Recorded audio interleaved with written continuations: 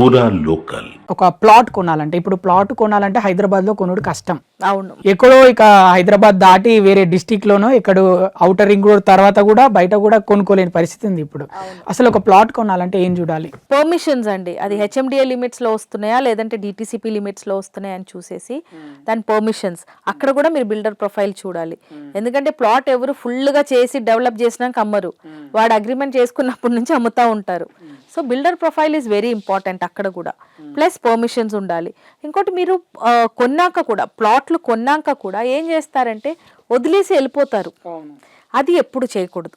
దాన్ని ఏం చేయాలి? చుట్టుపక్కల ఫెన్సింగ్ అన్న చేయాలి, లేదంటే దానికి ఒక ప్రీకాస్ట్ వాల్ అన్న కట్టేసి ఒక గేట్ అన్న పెట్టి దాని మీద రాసేసుకోవాలి, this property belongs to so and so అని.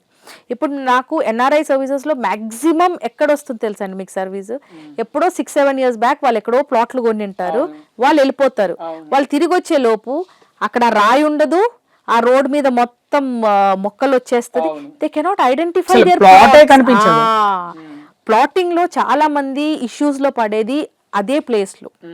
మీరు ఒక ప్లాట్ కొనుక్కున్నారా, ఇప్పుడు ఒక 50 లక్షలు పెట్టి మీరు ప్లాట్ కొనుక్కున్నప్పుడు ఒక 5 లక్షలు పెట్టి దానికి ఫెన్సింగ్ చేసి సెక్యూర్ చేయటం అనేది should be your first priority. ఒక మంచి పెద్ద మొక్క 2-3 మొక్కలు నాటుకుంటే తెలిసిపోతాయి కదా ఫ్యూచర్ లో ఇది మేము నాటిందే అని. That is true.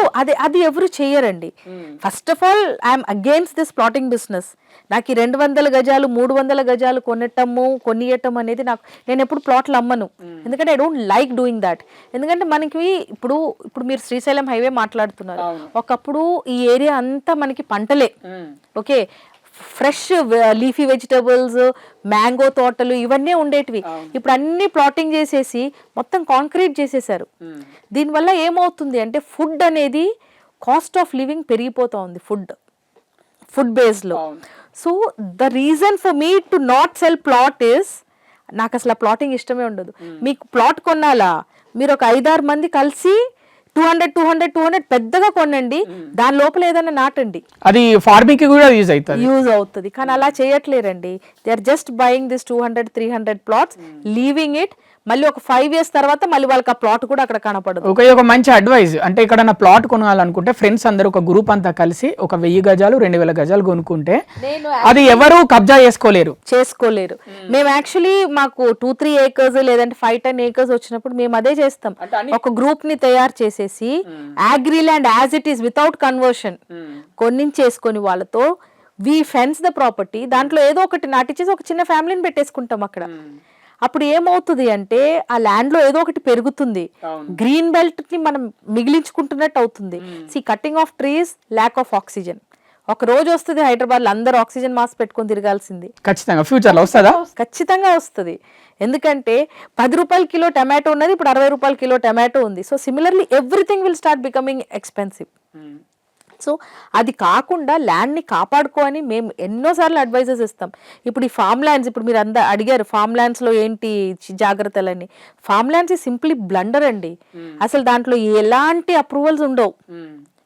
ఏదో బిల్డర్ ఫామ్ ల్యాండ్ అనేసి ఒక రోడ్ వేసేస్తాడు, ప్లాటింగ్ గా డివైడ్ చేసుకుంటాడు. రేపు దాంట్లో ఇష్యూ ఉన్నా మీరు ఎవరిని అప్రోచ్ అవ్వలేదు. ధరణిలో చెక్ చేసుకున్న సర్వే నంబర్ కనిపించదా? ధరణిలో సర్వే నంబర్ కనిపించినా కూడా మీ ప్లాట్ అది అని ఎక్కడి నుంచి ఉంటుంది. ఓకే, ఇప్పుడు మీకు ఒక అగ్రి ల్యాండ్ ఉంది అంటే దానికి బౌండరీ స్కెచ్ చేయిస్తారు. కానీ ఈ ఫామ్ ల్యాండ్స్ లో 121 గుంతలు, 121 స్క్వేర్ రాసిచ్చేస్తారు, అంతే రాసిచ్చేస్తారు. దాంట్లో అవన్నీ మనకి రిజిస్టర్ అవ్వదు. మనకి మినిమం 5-6 గుంతాస్ అయితే కావాలి. మరి ఫామ్ ల్యాండ్స్ కొన్న వాళ్ళు మరి మోసపోతున్నారు కదా. మరి ఫామ్ ల్యాండ్స్ మొత్తం మోసమేనండి. అసలు farm land, selling farm land is actually not the right procedure. ఎందుకంటే అది గవర్నమెంట్ కి ఏ ఒక్క డిపార్ట్మెంట్ కింద రావట్లేదు. మీరు అది అమ్ముతున్నారు, అది ఆథెంటికేటెడా కాదా అనేది కొనే వాళ్ళు కూడా చూసుకుంటలేరు. So in future farm lands తీసుకున్న వాళ్ళకి ఎక్కడైనా లీగల్ ఇష్యూస్ వస్తే నోబడీ క్యాన్ సేవ్ దెమ్. దాని బదులు ఆ 2 ఎకరాలు 3 ఎకరాలు ఎలాగైతే ఉందో అది ప్లాట్ అయినాక కొనుక్కుంటే, ప్లాట్ కాదు, ఒక 4-5 కలిసి కొనేసుకోండి. ఇప్పుడు పూర్తిగా రిజిస్టర్ అవుతుంది, ల్యాండ్ మీతో ఉంటుంది. రేపు ఫ్యూచర్ లో ఇప్పుడు ఈ 200 గజాలు తీసుకున్నవాడు ఫ్యూచర్ లో ఏం కడతాడండి? ఒక ఇల్లు తప్ప ఏం కట్టలేరు. అదే ఒక 4-5 కలిసి 1000 గజాలు 2000 గజాలు కొనుక్కున్నారనుకోండి, రేపు ఫ్యూచర్ లో ఎక్స్పాన్షన్ అయినాక అక్కడ అపార్ట్మెంట్ కట్టుకోవచ్చు, లేదంటే కమర్షియల్ యాక్టివిటీస్ కోసం షెడ్ షాప్లు వేసుకోవచ్చు, ఏదో ఒకటి చేసుకోవచ్చు. సో వెన్ యూఆర్ ఇన్వెస్టింగ్ అది కరెక్ట్ మీరు అది కరెక్ట్గా ప్లాన్ చేసుకొని ఇన్వెస్ట్ చేయలేదు అనుకోండి, ఆ ఇన్వెస్ట్మెంట్ ఫ్యూచర్లో మీకు యూస్ఫుల్ ఉండదు. So that is what I always suggest my clients అనమాట. మీరు 200 స్క్వేర్ యార్డ్స్లో కొంతమంది 50 లక్షలు పెట్టి 230 స్క్వేర్ యార్డ్స్ కొనడానికి వస్తాం. సార్ ఒక 10 కిలోమీటర్లు ముందుకెళ్ళండి, మీకు అద్దె ఎకరా వస్తుంది. So that will appreciate actually.